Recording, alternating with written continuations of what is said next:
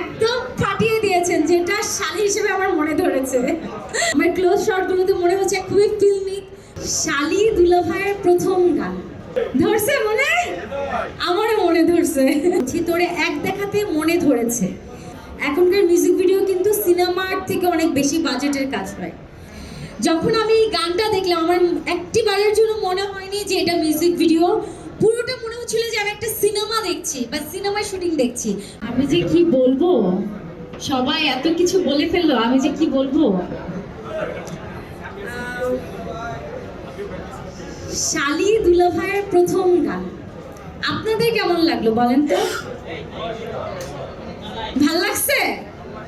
মনে ধরছে? ধরছে মনে? আমারও মনে ধরছে। আমাকে যখন প্রথম সেলিম ভাই গানটা পাঠালো আর বললো যে এটা অমি ভাইয়ের গান, তো আমি গানটা প্রথম শুনে আমার মনে হলো যে এই গানটা আমাকে করতেই হবে, এই গানটা আমি করতে চাই। যদিও সচরাচর মিউজিক ভিডিও আমার অত বেশি করা হয়নি, কিন্তু এখনকার মিউজিক ভিডিওগুলো খুবই ডিফারেন্ট হয়। এখনকার মিউজিক ভিডিও কিন্তু সিনেমার থেকে অনেক বেশি বাজেটের কাজ হয়। তো আমি যখন এই গানটা শুনলাম অ্যান্ড এই গানের যে অ্যারেঞ্জমেন্ট দেওয়া হলো, অ্যান্ড এই গানের কোরিওগ্রাফি করেছে আমাদের সিনেমার কোরিওগ্রাফার হাবিব ভাইয়া। তো হাবিব ভাইয়া যখন বললো যে এই গানটা আমি বানিয়েছি বা আমি বানাচ্ছি, তো তখন আমি বললাম যে এই গানটা করা যায়। কারণ আমার জীবনের প্রথম হিট গান দেখ নৌ রশিয়া, আপনারা হয়তো অনেকেই দেখেছেন। এই গানের কোরিওগ্রাফি করেছিল হাবিব ভাই। অ্যান্ড এই আজকে আমাদের যে এই গানের কি বলে, আমরা আজকে যে এই গানের জন্য প্রেস কনফারেন্স করছি, তোরে এক দেখাতে মনে ধরেছে, এই গানেরও কোরিওগ্রাফার হচ্ছে হাবিব ভাইয়া। তো আমার মনে হলো যে এই গানটা আমার করা উচিত। যখন আমি এই গানটা দেখলাম, আমার একটি বারের জন্য মনে হয়নি যে এটা মিউজিক ভিডিও। পুরোটা মনে হচ্ছিল যে আমি একটা সিনেমা দেখছি বা সিনেমায় শুটিং দেখছি বা সিনেমার একটা গান দেখছি।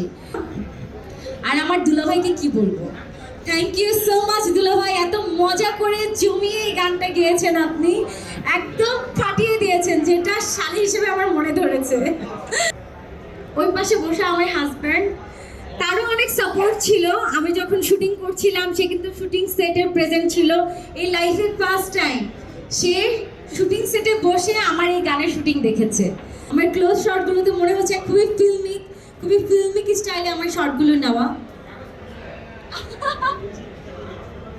আচ্ছা, যাই হোক, আমাদের ডিওপি ভাইয়াকে অনেক অনেক ধন্যবাদ। আর এই গানের কিছু খুঁত থাকতে পারে যেটা আপনারা ধরে দেখাবেন, আর ভালো মন্দ তো থাকবেই। আপনারা যদি আমাদের ভুলগুলো ধরিয়ে দেন, আমাদের কাছে অনেক ভালো লাগবে। থ্যাংক ইউ সো মাচ, সবাই ভালো থাকবেন, আমার জন্য দোয়া করবেন।